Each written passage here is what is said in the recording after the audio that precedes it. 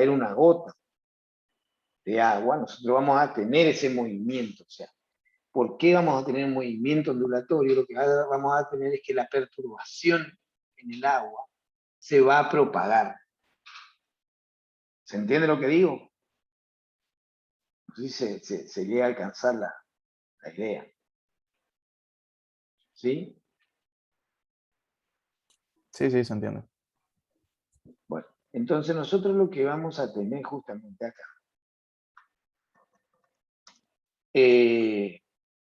lo que vamos a tener acá es una propagación de una perturbación.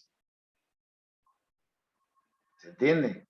Nosotros estamos propagando una perturbación. Esa perturbación se va a propagar en el espacio. En este caso, supongamos que nosotros tenemos, como dijimos, el agua, ¿sí? Nosotros vamos a tener que, si esa perturbación se va a propagar, lo que se va a propagar, como decíamos, es justamente ese movimiento que nosotros vamos a hacer. Supónganse, tenemos acá, cae una gota, primero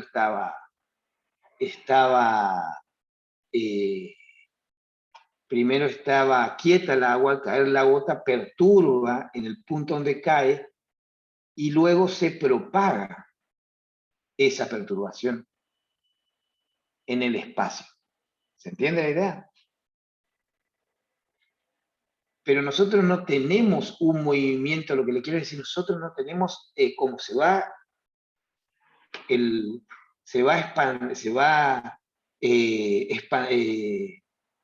propagando la perturbación, no tenemos un movimiento neto, directo de las partículas. ¿Se entiende lo que digo? Supónganse, vean acá, supónganse inicialmente, vamos inicialmente, nosotros tenemos, vean ustedes, lo siguiente. Nosotros no vamos a tener, en este caso, por ejemplo, este punto, vean este punto, ¿no? Vamos a ver. Vamos con este punto, que está acá. Esta partícula, que yo le estoy marcando ahí, ¿se ve? ¿Se ve esa partícula? Sí, se ve. Sí, profe. Esa partícula en ningún momento va a moverse ni a la derecha ni a la izquierda. ¿Se entiende lo que digo? Nosotros vamos a tener que esa partícula va a subir y va a bajar. ¿Se ve la idea? Sube y baja únicamente. Cuando nosotros tenemos un movimiento ondulatorio, no es un movimiento de partículas, supónganse, neta hacia la derecha o hacia la izquierda. Lo que nosotros tenemos o lo que estamos propagando es la perturbación, es decir, le estamos molestando a esa partícula que va a tener que subir y va a bajar. Eso es lo que nosotros decimos. ¿Se entiende la idea? Sí. Sí.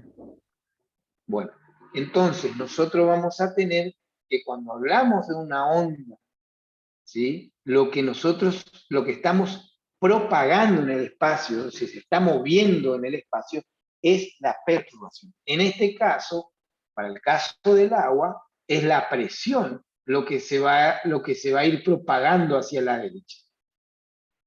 Va a ir variando la presión.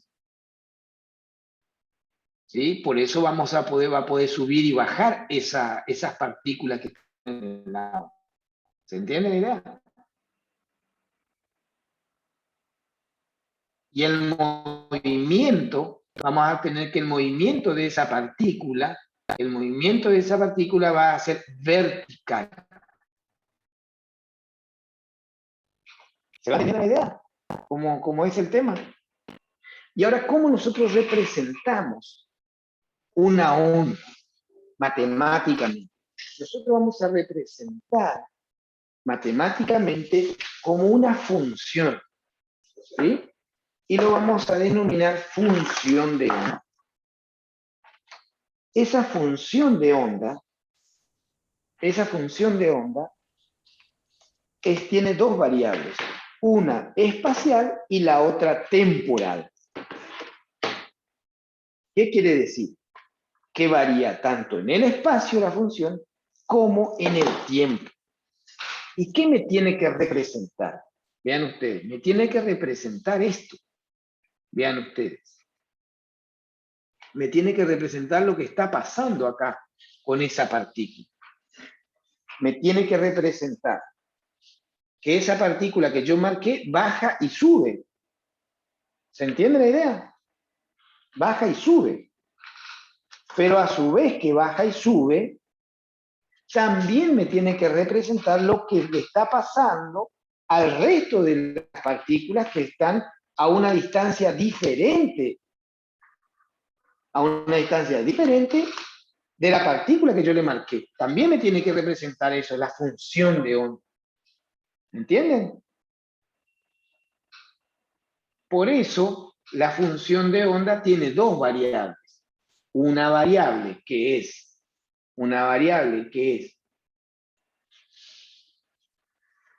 si fuese en una sola dimensión sería en X, ¿sí? Y la otra variable T. ¿Se ve eso? Sí, se ve. ¿Por qué es eso? Porque vean ustedes acá. Yo tengo que representar que la perturbación, que sería esta función, la perturbación que me produce, puede desplazarse hacia la derecha o puede desplazarse hacia la izquierda. ¿Y cómo yo represento matemáticamente eso? Represento por una función, decimos, f de x, que en este caso supóngase que es triangular. ¿Sí? Si yo tengo ese signo más a, yo sé que se está desplazando hacia la izquierda. ¿Por qué? Porque simplemente todos los puntos que van a estar restados en A van a cumplir los mismos valores de la función f de x. Y si es menos A, se va a estar moviendo hacia la derecha. ¿Por qué? Porque yo voy a tener, cuando le tengo que sumar a cada valor de x, le tengo que sumar A para que vuelva a ser la misma función inicial. ¿Se entiende eso? No sé si se entiende lo que le estoy explicando en ese sentido. Yo sé que es un poco complicado, no hay problema si volvemos a repetir. Sí, acá se entiende. ¿Se entendió, chicos? Sí, sí, se entiende, sí. No hay problema si tengo que repetir, ¿eh? No hay ningún problema.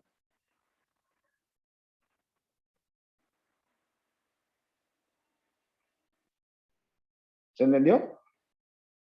Entonces, ¿qué pasa si esa función, si este valor A ahora le hacemos igual a BT, o sea, varía con el tiempo? Lo que vamos a lograr para que la misma función tome los mismos valores de X, que la función f de X, yo voy a tener que se va a ir trasladando a medida que va variando el tiempo. Ese sería lo que nosotros tendríamos. ¿Se entiende, chicos? ¿Sí o no? Sí, Ah, buenísimo. Buenísimo, buenísimo. ¿Se va entendiendo entonces, chicos? Sí, profe, se va entendiendo. Bueno, entonces, ¿qué significa eso? Vamos ahora a relacionar un poquitito esto. ¿Sí? Vamos a relacionar un poquitito esto.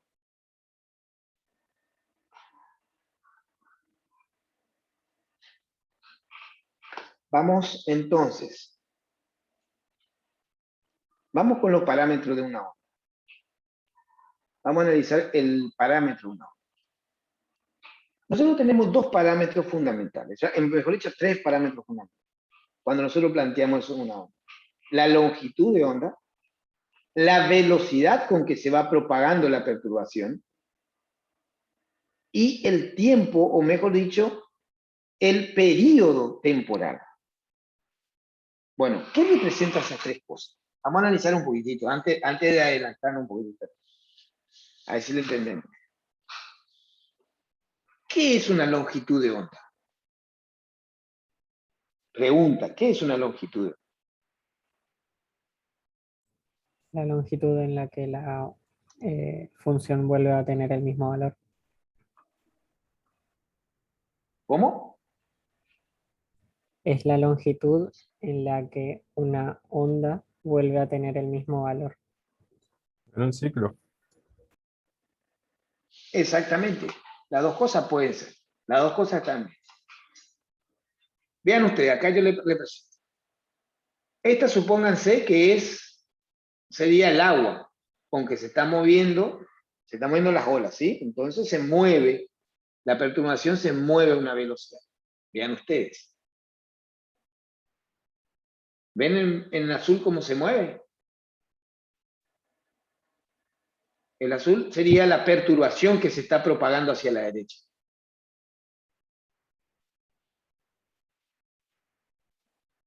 ¿Se vio? Se ve bien, sí, profe. Bueno, nosotros tenemos que esa velocidad de propagación depende del medio donde nosotros estamos. ¿Sí? Y de las condiciones del ambiente, de la temperatura, etc. Pero básicamente depende del medio donde nosotros estamos. Eso es lo que me va a determinar la velocidad de propagación de una onda. En el agua, la velocidad de propagación de la onda es una velocidad determinada. No depende de cualquier condición, depende solamente del material con que se puede propagar la perturbación. Y vean ustedes qué pasa, como dijo el compañero. ¿Qué pasa en este punto E y en este punto F? ¿Qué pasa con la perturbación, que sería la altura con que se desplazó? ¿Ven esta altura acá? ¿Ven esta altura acá? Esta altura, esta que está acá, esta,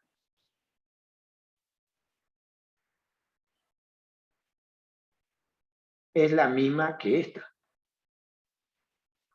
¿Se ve? Sí, Es decir, tienen el mismo comportamiento los dos puntos. Este punto que está acá y este punto que está acá. Supongamos que nosotros digamos, este punto es X. 1. Y este punto es X2.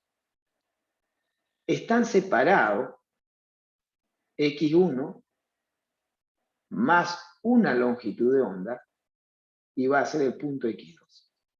Es decir, que los dos puntos que están separados en una longitud de onda tienen el mismo desplazamiento, es decir, tienen la misma perturbación. ¿Se entiende la idea? sí, se entiende. Ahora bien, vean ustedes lo siguiente. Es decir, que dos puntos que están separados, una longitud de onda, tienen la misma perturbación. Es decir, toman la misma función. Es decir, ¿cómo podemos explicar eso? Matemáticamente nosotros decimos que si la función de onda de x1 más, menos dt, porque la velocidad se propaga hacia la izquierda, menos dt, la onda, tiene el mismo valor la función de onda, o sea, la altura con que se movió, va a ser en este caso la función de onda, igual a x2 menos dt. Toman el mismo valor, que en este caso la función de onda es decir, la altura que alcanza. ¿Se entiende la idea? Entonces mi función en este caso sería psi igual, en función de t, va a ser igual a por el seno, ¿sí? De k por x menos dt. ¿Se entiende la idea? donde A sería la amplitud, o sea, que él puede llegar, y esta sería la parte de la variable, el punto que nosotros vamos a tener. ¿Se entiende la idea? ¿Se entiende eso? Sí, profe, se entiende. Bien ahí. Entonces, nosotros vamos a tener, además, otra cosa. Vean ustedes. Otra cosa que nosotros tenemos que analizar. ¿Qué va a ser? El tiempo, vean ustedes acá, nosotros tenemos este desplazamiento, ¿sí? Vamos a analizar acá. Tenemos este desplazamiento acá. ¿Ven este desplazamiento que tenemos acá? Del punto X1, vamos al punto X1.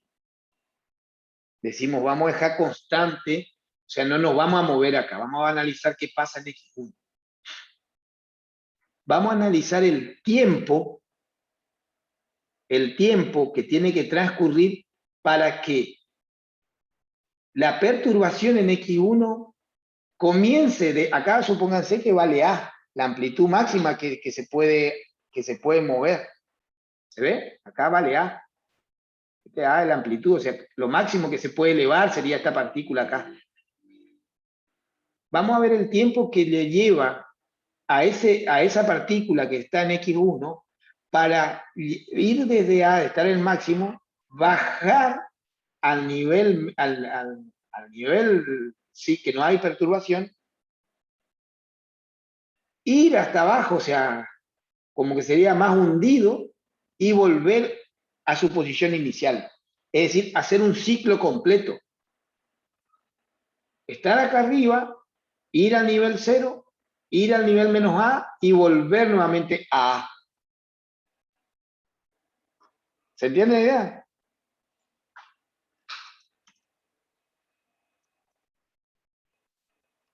Sí, se entiende. ¿Cuánto tiempo es eso? A ver si ustedes pueden, si ustedes ya saben. Sería el periodo de la onda. Exactamente. Sería el periodo temporal de la onda, porque el tiempo que tiene que pasar para que la perturbación sea la misma. Miren ahí, vamos a poner eso.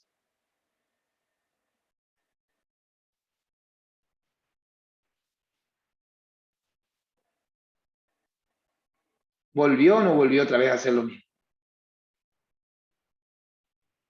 ¿Se entendió eso?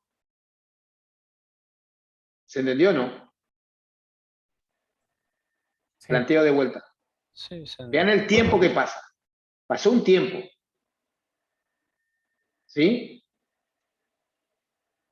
¿Pasó un tiempo o no pasó un tiempo? ¿Qué tiempo es? Es el periodo, dijimos. A eso se le denomina periodo. ¿Sí o no? El periodo T. Sí. Sí. ¿Cuál es el periodo ahí? ¿Cómo puedo calcular ese periodo? Sería el tiempo que recorrería una partícula en ir en recorrer la amplitud a la velocidad de... Vean una relación. ¿Cuánto se desplazó la perturbación? En ese La tiempo que longitud fue del y volvió. periodo. Vean, le pregunto, la perturbación, yo no estoy hablando de la partícula, ¿cuánto se desplazó la onda? La perturbación sería. La longitud del periodo. Vean de vuelta, vean el inicio de vuelta. El tiempo sería la longitud Hay una sobre la relación, velocidad. hay una relación directa entre periodo y tiempo. No es 2pi.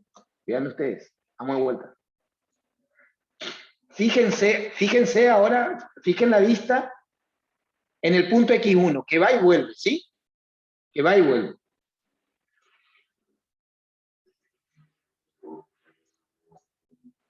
Fue y volvió. Ahora, fijen la vista en la perturbación, en la flechita azul, ¿cuánto se movió?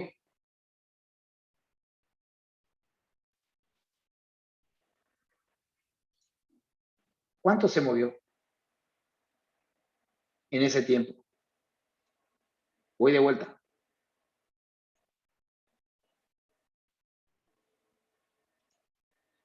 ¿Cuánto se movió? Se movió la amplitud de la onda. La longitud de onda. ¿Se entiende la idea? Hay una relación. La velocidad con que se propaga la onda en el medio es constante. Es v. Entonces, el tiempo que a X1, a la partícula que estaba en X1 le tomó en hacer un ciclo completo, a la onda le llevó un tiempo, el mismo tiempo, recorrer una longitud de onda. ¿Se ve eso? ¿Me entiende lo que digo? Sí, se entiende. Entonces, ese tiempo coincide y es igual justamente a la velocidad, como es constante, por el espacio que recorrió, que es lambda. Perdón, disculpa. Perdón. Perdón. Vamos a hacerle así, para que me entiendan mejor. La longitud que él recorrió fue lambda. ¿Sí? La velocidad, para que le familiaricen con la ecuación de un movimiento rectilíneo uniforme, a eso no me refiero. Este tuvo el desplazamiento, la onda tuvo ese desplazamiento. La velocidad y el tiempo que transcurrió es el periodo t. ¿Se entiende eso? La onda recorrió una longitud de onda, que es igual a la velocidad por el tiempo que transcurrió. Y ese tiempo es el periodo, justamente.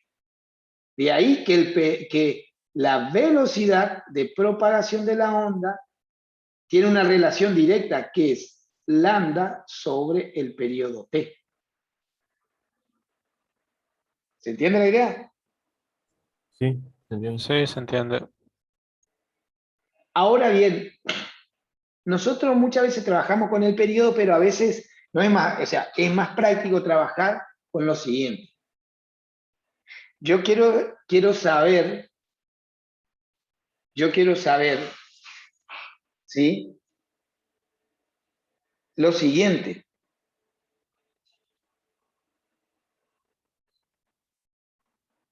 Yo quiero saber lo siguiente. Yo quiero conocer la frecuencia. ¿Qué es la frecuencia? Vamos con ese concepto. La frecuencia me da sería la cantidad de ciclos que él hace por segundo. ¿Sí? Entonces, si el periodo de tiempo t es igual a los t segundos que hace un ciclo, el tiempo en segundo que hace un ciclo, entonces la frecuencia es la inversa, ¿sí? Del tiempo. Es decir, la cantidad de ciclos que hace por segundo. ¿Se entiende la idea? Se entiende. Entonces, la velocidad podemos escribirla como la longitud de onda por la frecuencia. ¿Se entiende la idea? Es decir, que lambda por f me da la velocidad de propagación de la onda. Y eso lo guardamos por ahí. En el medio, ¿no? ¿Se entendió la idea, chicos? Sí, se entendió. Sí, se entiende.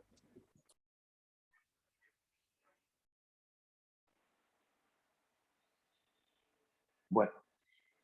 ¿Alguna duda hasta acá? ¿Alguna duda? Chicos. Nada.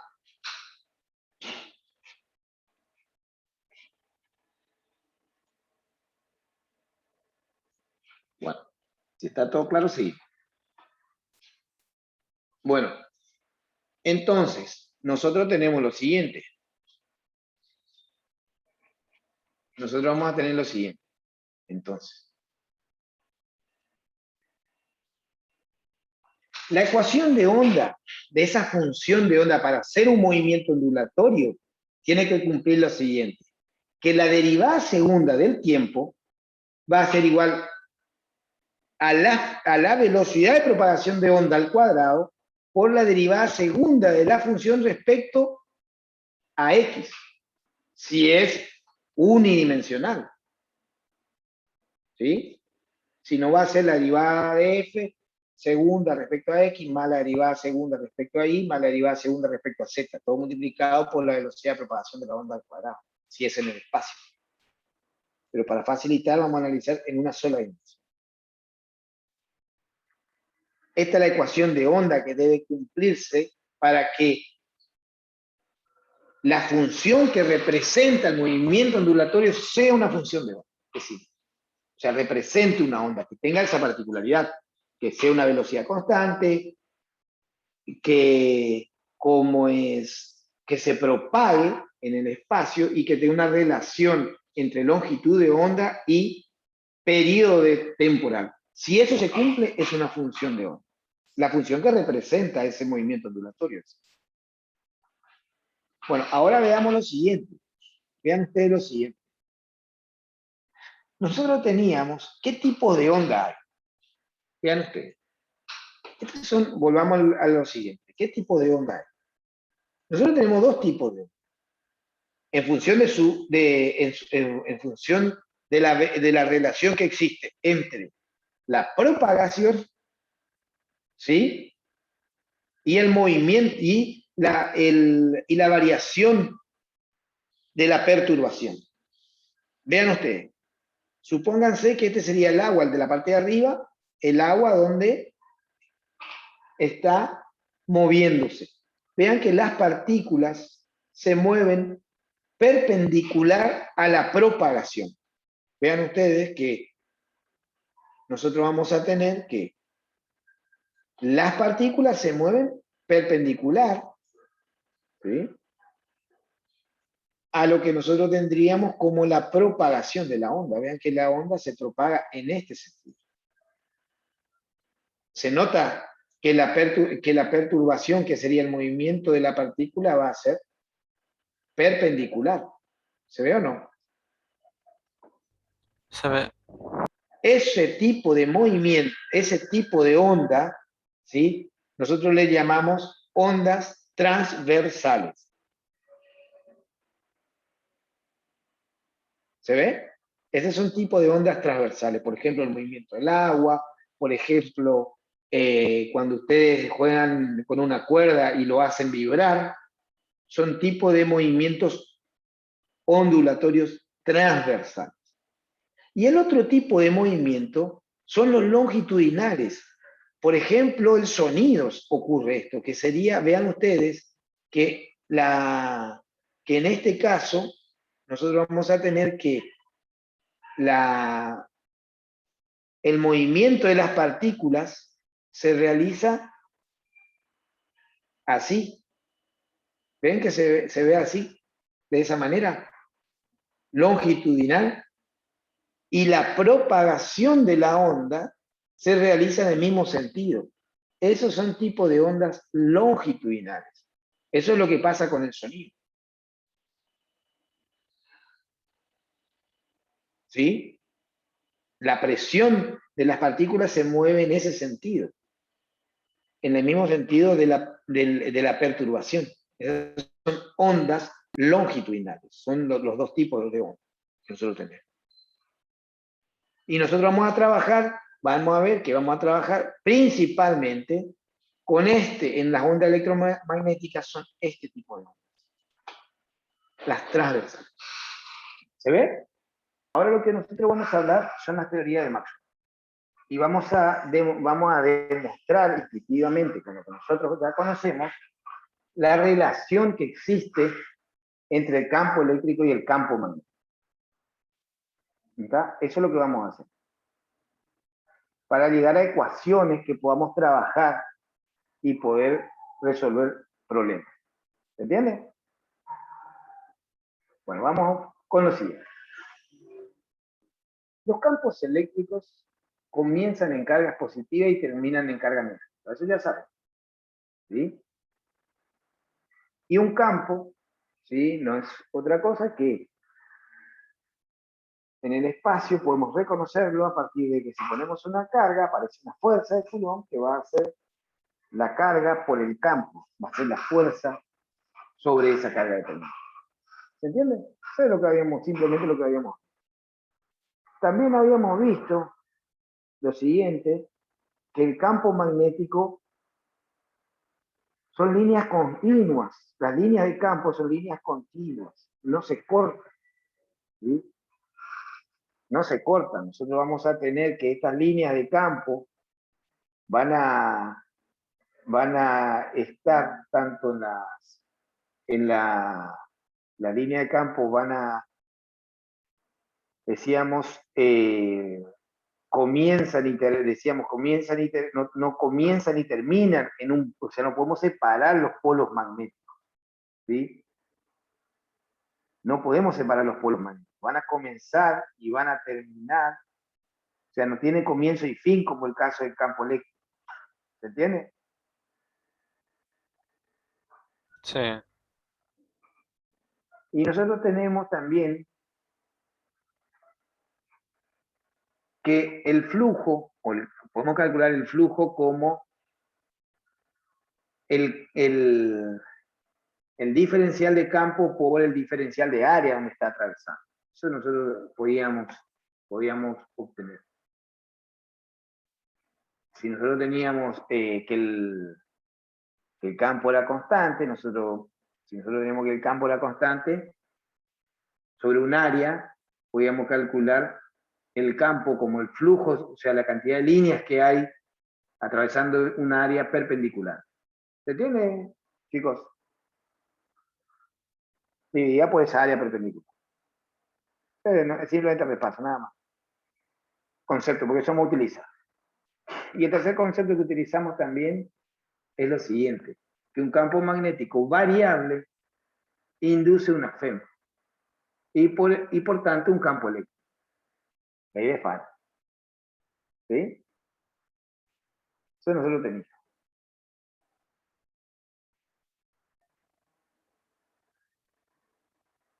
Bueno, nosotros vamos a tener que al cambiar el área o el campo, puede variar el flujo y así producir una FEM. Y a su vez un campo eléctrico, ¿no? Eso, acuérdense, nosotros teníamos, cuando íbamos variando, un conductor se iba moviendo a una velocidad, producía un campo eléctrico, una diferencia de potencial y un campo eléctrico en una barra. Teníamos varios ejercicios con eso. Ahora, nosotros tenemos lo siguiente. Vamos a plantear un poquito acá. ¿Cómo podemos propagar? Nosotros tenemos básicamente en un solenoide el campo producido por el solenoide. Nosotros habíamos determinado que era esta sería el campo producido por un solenoide. Y nosotros teníamos también de que si teníamos una corriente, nosotros teníamos un campo alrededor de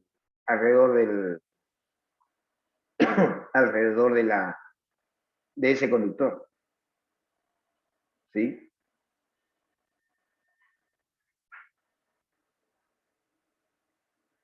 Y básicamente nosotros tenemos que las ecuaciones de Maxwell podíamos representarle si nosotros tomamos lo que nosotros lo que fue recopilando en las distintas ecuaciones que fuimos viendo es una la ley de Gauss, ¿sí?, que nosotros conocíamos, es una de las leyes, las ecuaciones de Maxwell. La otra, la ley de Gauss para el campo magnético, con eso nosotros teníamos que no pueden haber cargas, si nosotros planteamos una ley de Gauss una superficie cerrada, nunca vamos a tener carga separada. Por eso es igual a cero. No hay carga, eso me quiere decir que no hay cargas separadas de cargas magnéticas. Y la ley de Faraday-Lenz, ¿sí? La ley de Faraday-Lenz la podemos representar también de esta manera, donde E por diferencial L, ¿sí?, es la diferencia de potencial o la FEM producida, y esta es la variación del flujo respecto al tiempo. Esta es una forma de expresar la ley de Faraday-Lenz. ¿Se entiende, chicos? Esta acá, la última acá. ¿Se ve? Esta es la FEM, o diferencia potencial. La puedo expresar de esa manera. Sí, se entiende. Y la otra, ley de Ampère o Maxwell. Nosotros vamos a tener que esta es la ley de Ampère, que nosotros ya conocíamos, ¿sí? Y esta es la ley de Maxwell, que nosotros, ¿qué nos dice? Que el campo producido puede ser por una corriente, o este otro extremo acá puede ser producido por una variación del campo eléctrico en el tiempo. O llamamos también corriente de desplazamiento, llamamos. ¿Sí? Eso es lo que me quiere. Se vean que nosotros tenemos que, acá lo que me está diciendo, lo que me está planteando, es lo siguiente. Me dice que el campo puede ser producido por una corriente, una carga en movimiento, o una variación del campo en el tiempo. Eso es lo que me dice. Eso es lo que demostró Max. Entonces él unificó estas tres ecuaciones, estas cuatro ecuaciones, ¿sí? Básicamente, y nosotros vamos a tener que esas cuatro ecuaciones me pueden llegar a determinar, con eso vamos a poder determinar la relación que existe, y ahora lo vamos a ver, la relación que existe entre en un campo eléctrico y un campo magnético en una onda eléctrica. Bueno, ¿se entendió lo que le planteé recién o no? ¿Se entendió esto? ¿Sí o no? Sí, sí, se fue entendiendo. Sí, se entiende. O sea, repasando, lo que plantea la primera ecuación de Maxwell por ley de Gauss es que nosotros podemos tener cargas eléctricas separadas. Existe. ¿Sí? La ley de Gauss del campo magnético me dice que las líneas de campo no terminan en una carga magnética. No puedo separar carga magnética. Eso es lo que me quiere decir esta segunda. La tercera, entonces, es lo que yo le habíamos planteado, y bueno, la cuarta es las relaciones que existen, cómo yo puedo producir un campo magnético, o por medio de una corriente, o por medio de una variación del campo.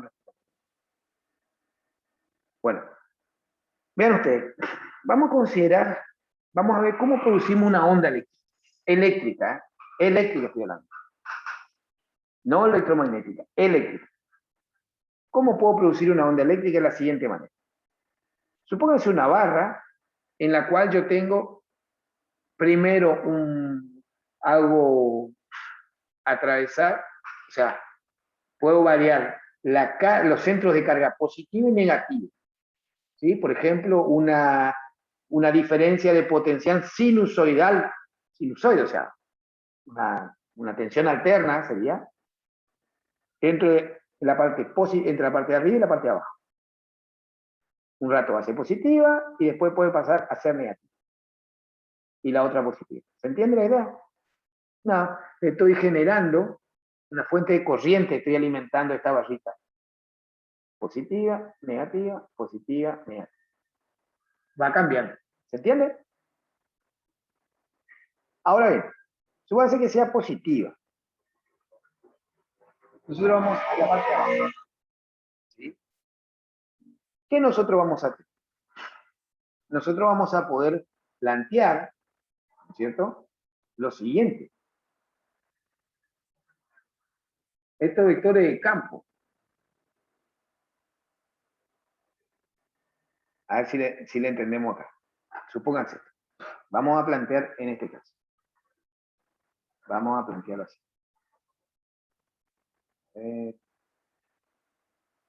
A ver si entienden. A ver si lo entienden. Nosotros tenemos acá vamos a tener, dijimos, la línea de campo. La línea de campo. Esta línea. Entonces, en esta línea de campo, a esa distancia vamos a tener un campo eléctrico. ¿Sí? Acá supóngase, en el eje. Un campo eléctrico que sale del positivo y entra al negativo. ¿Se entiende? Sí, Está alternando, está alternando. Las que están más lejos, las que están más lejanas, no puede ser automático, le quiero decir, el cambio. Supongo que las que están más lejos, todavía, tenemos, por ejemplo, un punto, póngase un punto sobre el eje. Un punto sobre el eje. Acá, supónganse. Vamos a plantear un punto que está acá. Mucho más lejos. Acá. No se enteró que cambió automáticamente. Cuando él cambia la polaridad, este punto que está acá no se entera al instante de que cambió el sentido, que va cambiando el sentido del campo. El campo, una vez que pueda cambiar, va a cambiar un cierto tiempo posterior. Este punto que está acá, este punto X. El sentido del campo. ¿Se entiende la idea? Es decir, como la perturbación que llega acá para que cambie cuando él está alternando, no va a ser automática, sino que esa perturbación llega como si fuese la perturbación en el agua. Va a llegar el campo acá todavía, cuando está acá cercano a él, el campo apuntando hacia arriba, todavía el campo más que está acá está apuntando hacia abajo. Un tiempo después recién él va a cambiar, porque no es a medida que el cambio de polaridad va cambiando en esta barra, los puntos más cercanos se enteran más rápido de que cambia el campo que los puntos que están más alejados. ¿Se entiende eso? No sé si se me llega a entender la idea. No es instantáneo el cambio de sentido del campo eléctrico. ¿Se entiende lo que quiero decir? Chicos, ¿escuchan? sí, o sea, necesitan tiempo para poder dispersarse hasta esa distancia. Es un tiempo sería que el campo eléctrico cambie en este punto, necesita un tiempo, no es automático. ¿Se entiende la idea? O sea, la perturbación es como nosotros habíamos visto en el agua. Es decir, si yo produzco en un punto una gota, esa perturbación en el agua que se va produciendo va llegando un tiempo posterior a este punto X. ¿Se entiende la idea? Se entiende. La perturbación, que en ese caso sería el cambio de magnitud del campo, llega un tiempo después, no llega en forma automática, no es instantánea. No sé si se llega a entender la idea. ¿Se entiende lo que le quiero plantear? Por eso nosotros tomamos la siguiente forma, toma la siguiente manera la onda. Es decir, nosotros vamos a tener que los puntos que están más cerca se van a enterar mucho antes y los puntos que están más lejos se van a enterar mucho después. Es decir, ¿qué yo tengo ahí? Tengo una onda de campo eléctrico. Es decir, que la perturbación del campo, o sea, el cambio del campo eléctrico, se propaga hacia la derecha. No sé si se me entiende la idea. ¿Se entiende?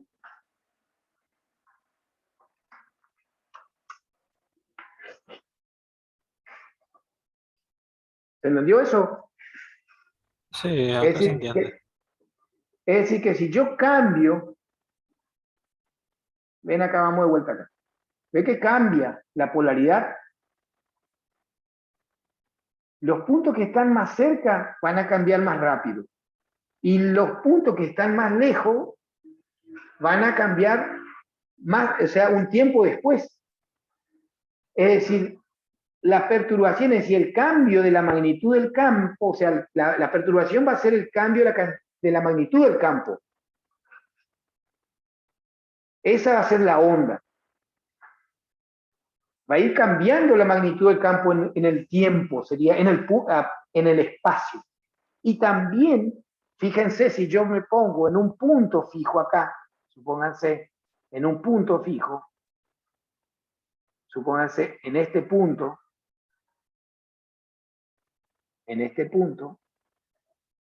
si yo me pongo en ese punto, si yo varío el tiempo así como yo variaba, el campo va a cambiar desde un máximo hasta un mínimo y va a volver a un máximo.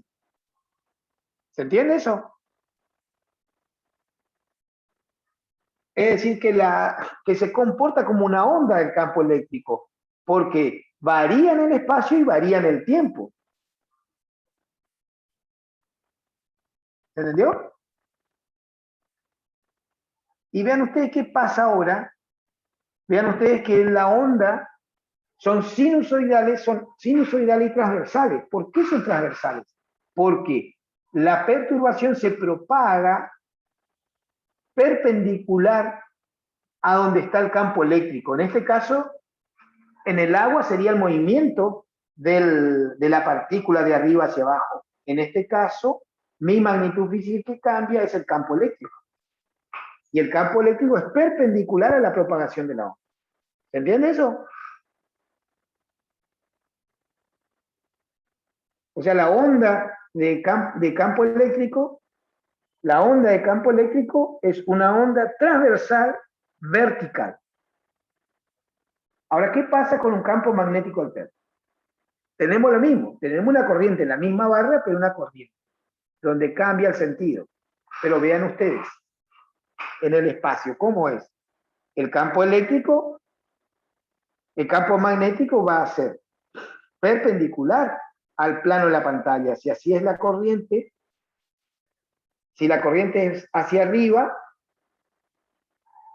nosotros vamos a tener que entra al campo a la pantalla, y si la corriente es hacia abajo, sale de la pantalla. ¿Me siguen eso? ¿Sí o no? A una distancia R, lógico, ¿no? Sí, profe. Bueno, entonces nosotros podemos alternar esa, ¿ven?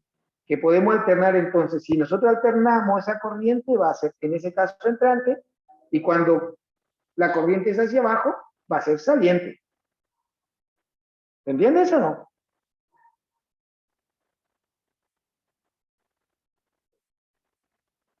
Entrante o saliente. ¿Se entendió? Se entiende. Sí, sí, Entonces, sí. nosotros vamos a tener entonces una generación del campo que va a ser saliente, y cuando cambia la corriente va a ser entrante. Entonces va a variar entre esos dos puntos. Pero también como el campo eléctrico, como era el campo eléctrico, los puntos que están más alejados cuando cambie la corriente no van a cambiar automáticamente. Se van a enterar un tiempo después que eso sucedió. ¿Se entiende la idea? Entonces nosotros vamos a tener, a medida que va variando la corriente, vamos a tener una onda magnética. Y vean que la onda también va a ser perpendicular, la propagación de la onda, de la perturbación, va a ser perpendicular al campo. Por lo tanto, nosotros vamos a tener que la onda de campo magnético es sinusoidal, pero también transversal. Pero en este caso va a ser horizontal, véanse que es horizontal, la otra era vertical. Si nosotros sumamos las dos, porque vean que sería esa barrita, ahí varía la corriente y varía la tensión, vamos a producir una onda electromagnética que es la suma del campo eléctrico y del campo magnético. ¿Se entiende la idea? Esa barrita lo llamamos como una antena transmisora, ¿sí? Y la otra una antena receptora. ¿Se entiende la idea?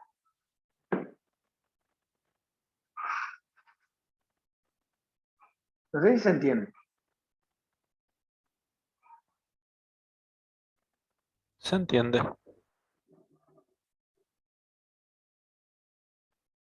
Sí, ¿podría volver a repetir? A mí no me quedó muy claro esa última parte. Nosotros vamos a tener, acá le muestro, nosotros vamos a tener que la onda va a ser vertical, la onda eléctrica es vertical porque los campos son verticales, ¿sí?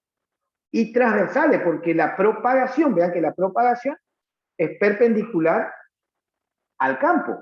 Y lo mismo es transversal, la del campo magnético, la onda de campo, porque el campo es perpendicular a la propagación. ¿Se ve o no?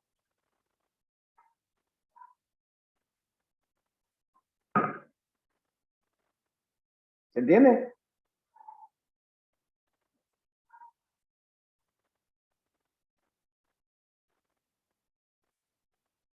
¿Sí o no? Sí, sí, se entiende, sí. Vean ustedes que nosotros vamos a tener lo siguiente. Si nosotros variamos la longitud de onda del campo, de la onda electromagnética, se hacen más, la longitud, ven que las ondas se hacen más, serían más largas. ¿Sí? Si la longitud de onda se hacen más cortas, ¿sí? Nosotros vamos a tener, justamente lo que vamos a lograr es que nosotros vamos a tener que lo que varía va a ser la cantidad de ondas que hay en un determinado espacio. ¿Se entiende la idea? ¿Sí o no? ¿Se ve?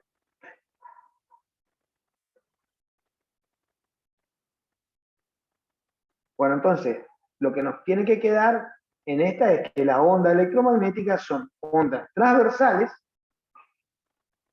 ¿sí? Y que siempre están perpendiculares siempre el campo eléctrico y el campo magnético.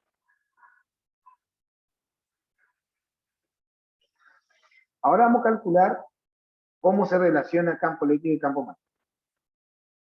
Mejor dicho, primero vamos a calcular, vamos a tener en una onda la relación que existe entre velocidad de propagación de la onda y nosotros vamos a calcular también la relación que existe entre esa velocidad de propagación, magnitud del campo y magnitud del campo magnético y magnitud del campo eléctrico. Vamos a calcular eso. Bueno, supongamos nosotros que tenemos una carga, ¿sí? Y tenemos un campo magnético que se puede mover a la velocidad de la luz. ¿Sí? Supongamos que un campo magnético se mueve a la velocidad de la luz. ¿Sí? Como es constante, yo puedo considerar que ese campo está quieto y el que se mueve es la carga. También puede ser. ¿Se entiende eso?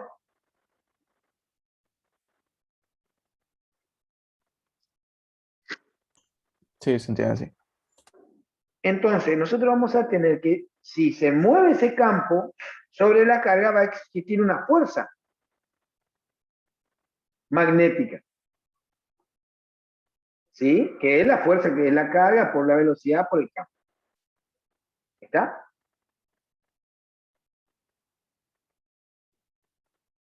Ahora bien, nosotros vamos a tener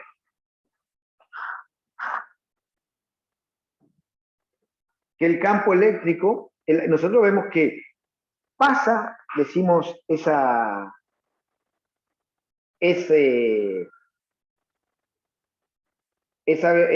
campo magnético, y nosotros vamos a tener que también el campo eléctrico es igual a la fuerza sobre la carga. Si nosotros relacionamos eso, vemos que la velocidad va a ser una relación directa entre el campo eléctrico y el campo magnético.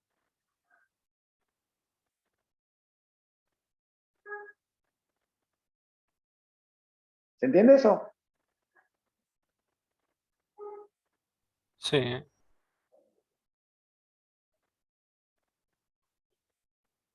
Ahora consideremos nosotros que el campo eléctrico en movimiento pasa por un punto. Pónganse un alambre que en un punto A nosotros tenemos que está produciendo un campo eléctrico. ¿Sí? Consideremos que está moviendo a una velocidad.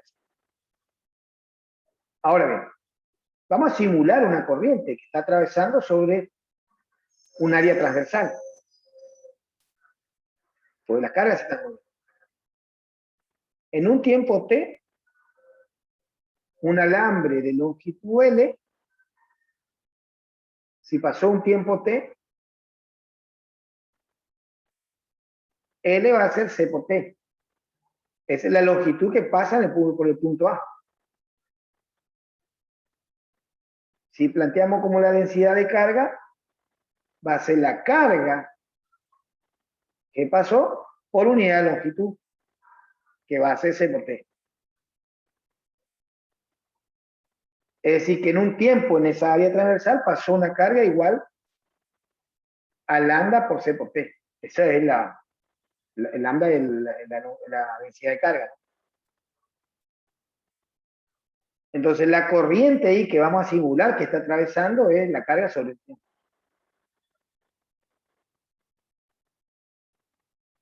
Que es lambda por la velocidad que está atravesando. Esa es la corriente que vamos a simular.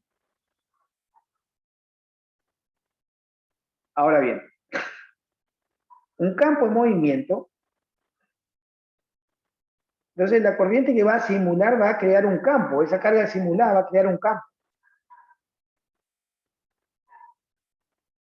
¿Sí? Esa corriente simulada va a crear un campo. ¿Sí? Que va a ser igual a qué cosa? A una corriente producida por un conductor, por ley de Ampère. Un cero ISO de 2 pi-r.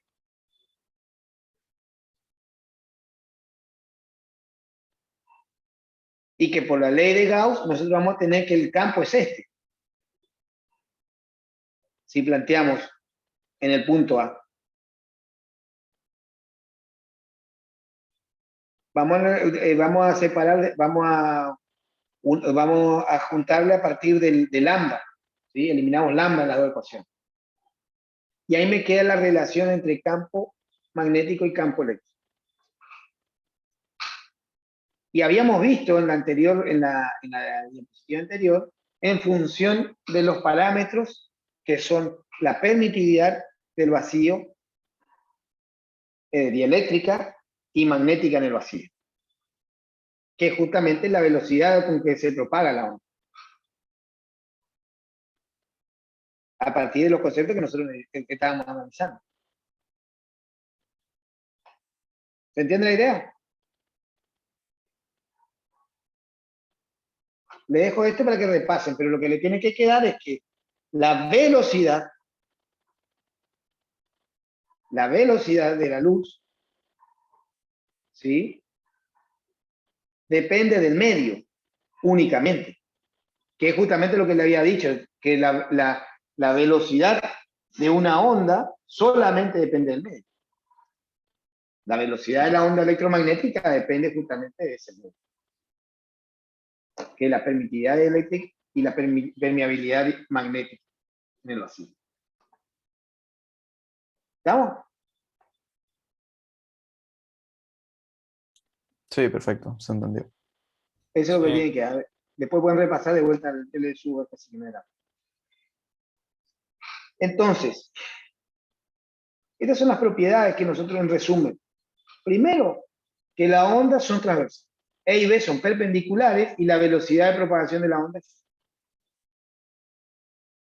La razón entre el campo eléctrico y el campo magnético es una constante y que es la velocidad c. Ahora vean ustedes lo siguiente. Forman estos perpendiculares. E y B son perpendiculares. La propagación siempre, la velocidad de propagación siempre es perpendicular a E y B. nosotros vamos a utilizar mucho un vector, ¿sí? Que tiene la relación que lleva la información del flujo de energía. Ese vector lo llamamos vector pointing.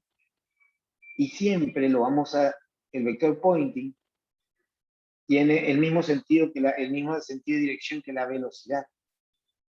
Y es más útil porque no lo vamos a desarrollar totalmente, pero el vector pointing lo llamamos con S,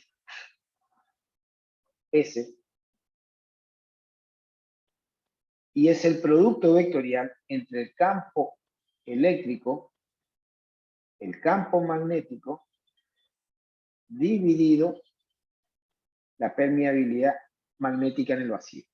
E vectorial B sobre B. ¿Y qué me da E vectorial B? Es el vector, ¿sí? Que tiene el mismo sentido que la velocidad de propagación de la onda. Pero lo vamos a utilizar, y lo vamos a utilizar alguna vez, todavía básicamente lo quiero dejar presentado, porque es el vector que me da la idea de el flujo de energía, ¿sí? Que lleva la onda. ¿Sí? Nosotros vamos a poder representar que cuanto más líneas, o sea, más vectores pointing nosotros tenemos, más densos están los vectores, significa que está llevando más energía. Y cuanto menos denso es el vector pointing, lleva menos energía la onda electromagnética. Básicamente le dejo planteado, vamos a poder realizar algún ejercicio y van a entender un poquito más. Pero básicamente eso. ¿Se entiende, chicos? ¿Sí? Sí. Sí. Sí, se entiende. Bueno, ahora bien, nosotros vamos a tener lo siguiente. Vamos ahora a utilizar lo que veníamos viendo, ¿sí? Para poder analizarlo así. Vamos con el espectro electromagnético. Entonces, sabemos que la onda electromagnética tiene consigo un campo eléctrico y un campo magnético.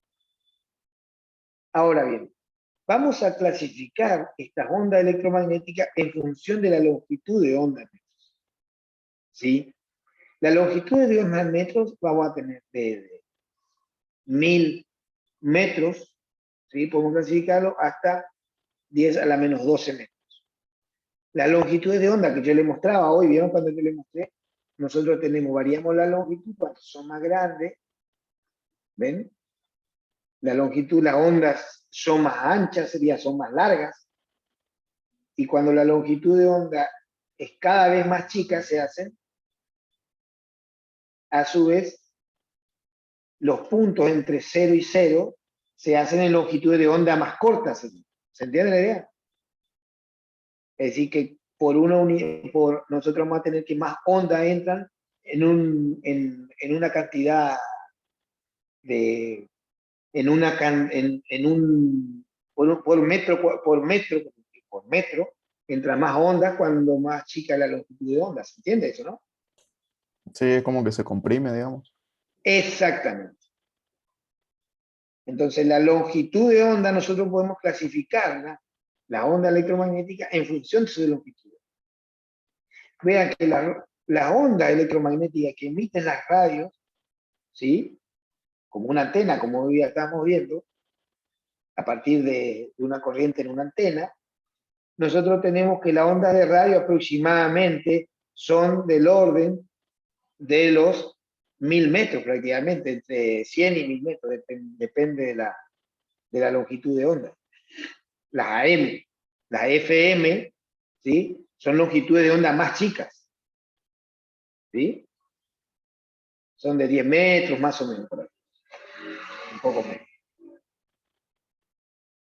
Y los microondas, por ejemplo, el horno microondas, son más o menos una longitud de onda similar a lo que decimos a una pelota de tenis, ¿sí? y así sucesivamente. Las longitudes de onda del infrarrojo, ¿sí? Son del orden de las células. ¿Qué quiere decir eso? Si son del orden de las células, van a poder alcanzar las células. Por eso las ondas electromagnéticas que están en el infrarrojo pueden dañar las células, pueden producir quemaduras, porque pueden dañar las células de la piel. Y nosotros vamos a tener que, si ustedes ven acá,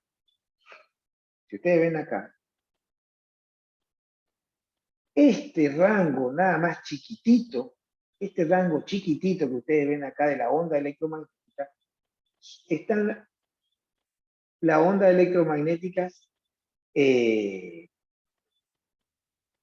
son las ondas electromagnéticas visibles. ¿Ven acá? El rango visible, estamos hablando de esta nada. Son re chiquititas el rango. A partir de 10 a menos 6. ¿Se entiende eso? Por eso vieron que la ultravioleta que se utiliza para esterilizar, se ocultaron mucho ahora en el COVID, pueden llegar a matar los virus, porque justamente esas ondas tienen ese tamaño de los virus. Por eso lo pueden, ¿cómo se llama?, quemar o matar los virus. Cuando son alcanzados por esas ondas. ¿Sí? ¿Me siguen, chicos? Y las otras ondas, vean acá, a partir de ahí va bajando la longitud de onda, son cada vez más chicas. Y los rayos X, lo que producen, que hizo una radiografía alguna vez, habrá escuchado los rayos X. Los rayos X son ondas electromagnéticas que se producen porque los electrones chocan sobre una placa. Entonces la energía que produce al chocar contra esa placa, producen los rayos X. Esos rayos llegan al tamaño prácticamente del ADN, del tamaño del ADN.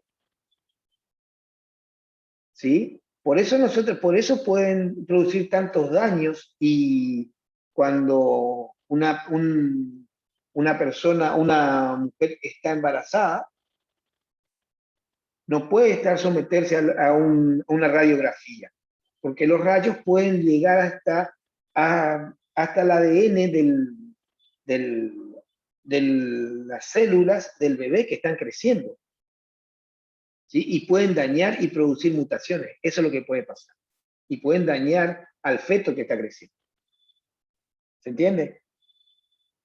A su vez, que también a la madre le hace daño, pero más daño le hace justamente al bebé, que está en pleno crecimiento.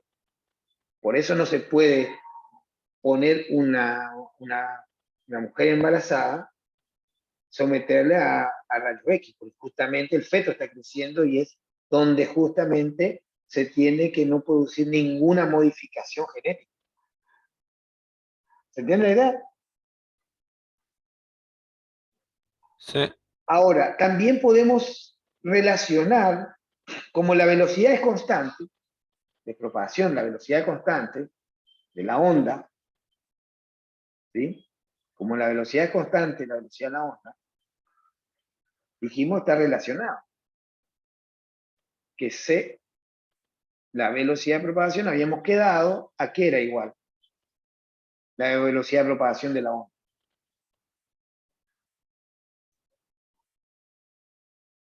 Habíamos llegado a que era la longitud de onda por la frecuencia. ¿Se acuerdan? O lo que es lo mismo, longitud de onda sobre el periodo. El producto de lambda f, la longitud de onda por la frecuencia de la onda, es igual a la velocidad de propagación de la onda, que en el vacío es constante. ¿Sí o no? Entonces, nosotros lo que vamos a tener es que podemos hacer el espectro en función de la longitud de onda o en función de la frecuencia. ¿Se entiende? ¿Sí o no? ¿Se va entendiendo? Sí, sí, sí, se entiende. Entonces, nosotros podemos, si hacemos en función de la frecuencia, nosotros vamos a tener justamente, vamos a poder clasificar, como es inversamente proporcional, ¿sí? Nosotros vamos a tener que F va a ser igual a C sobre lambda. A mayores longitudes de onda son menores frecuencias. ¿Se entiende la idea?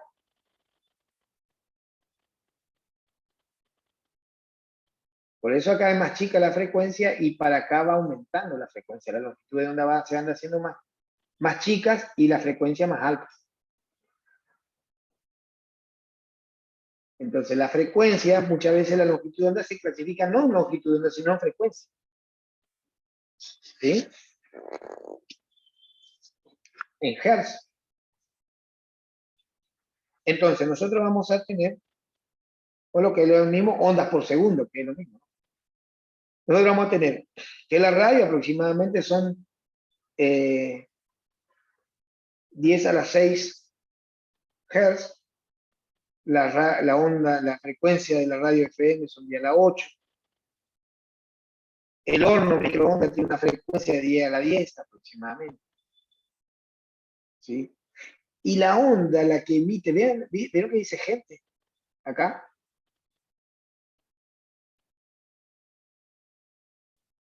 Esta es la frecuencia con que emite la onda electromagnética del cuerpo de una persona. El cuerpo de una persona puede emitir una onda electromagnética de esa frecuencia. Por eso nosotros podemos, con un sensor, y lo vamos a ver después, con un sensor podemos detectar la onda que está emitiendo el cuerpo. Vieron que nosotros tenemos los lentes infrarrojos, creo que en las películas muestran, que se puede ver a la noche. Sí, Sí, profe. Porque lo que hace justamente ese lente es detectar la onda emitida por la persona. Y eso es lo que nosotros podemos. ¿Sí? La bombilla va a emitir frecuencias aproximadamente en esta frecuencia. O sea, va a emitir onda electromagnética en esta. Y miren qué frecuencia se utiliza en la radiología, aproximadamente, en 10 a la 19 Hz. Ondas por segundo. 10 a la 19 ondas por segundo. ¿Sí? Es una guasada, ¿no? Por eso es más útil la frecuencia para clasificar. ¿Sí? Eso se ve acá. Le vuelvo a presentar lo mismo. Cuando las longitudes de onda son más chicas, vean que hay mayores ondas por segundo. ¿Se ve o no? ¿Se ve? Cuando la longitud de onda es menor, hay mayores, la frecuencia es mayor, o sea, hay mayores ondas por segundo. Mayores ciclos por segundo. ¿Se entiende o no? sí, se ve. ¿Se ve?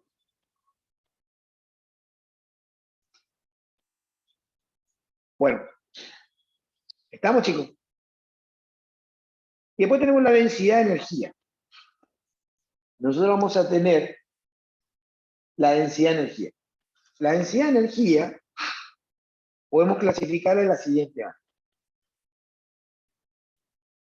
Vamos a tener la densidad de energía como la energía por unidad de volumen. ¿Sí?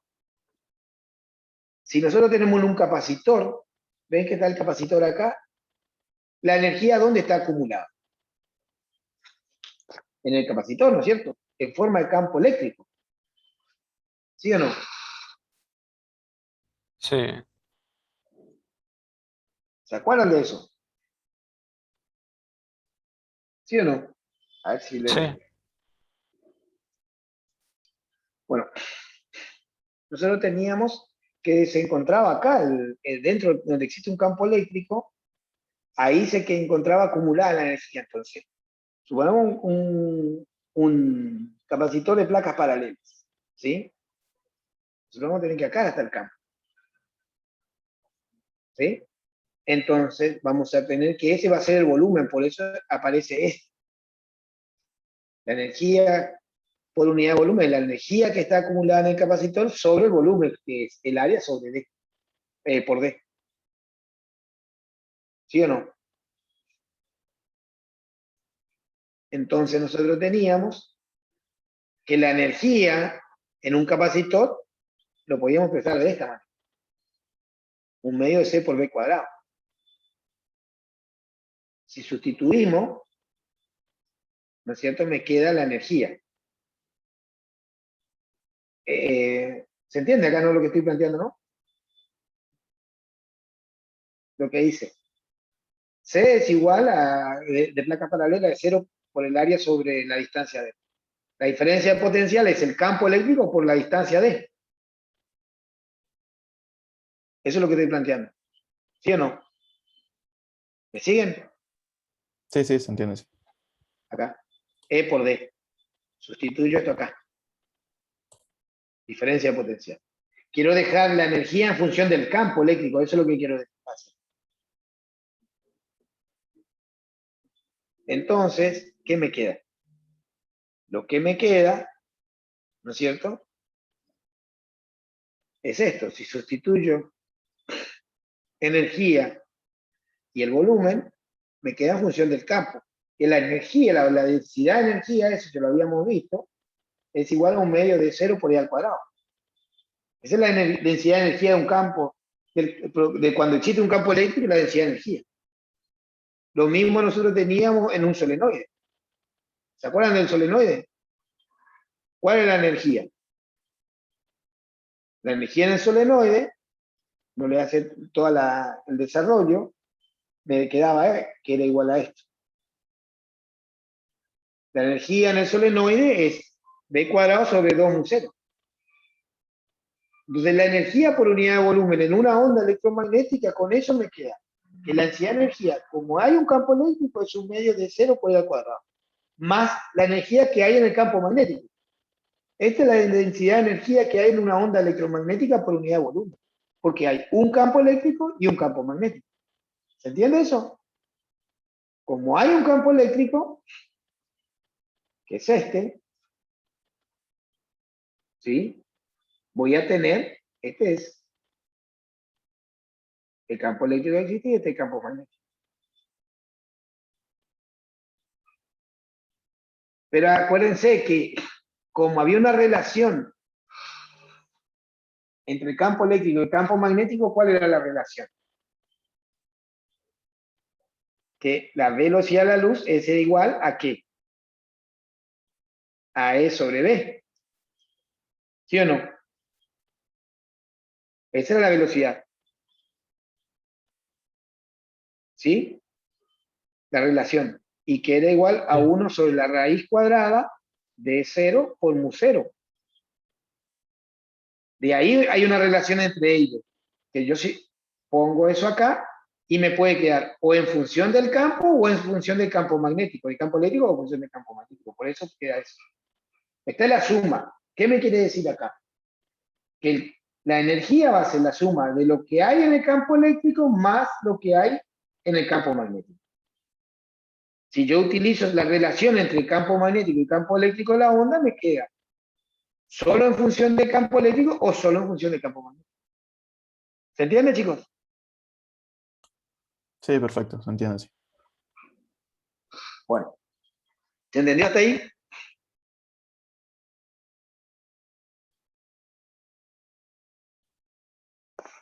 Bueno, chicos, más o menos por hoy es todo. ¿Les parece? ¿Seguimos la clase que viene?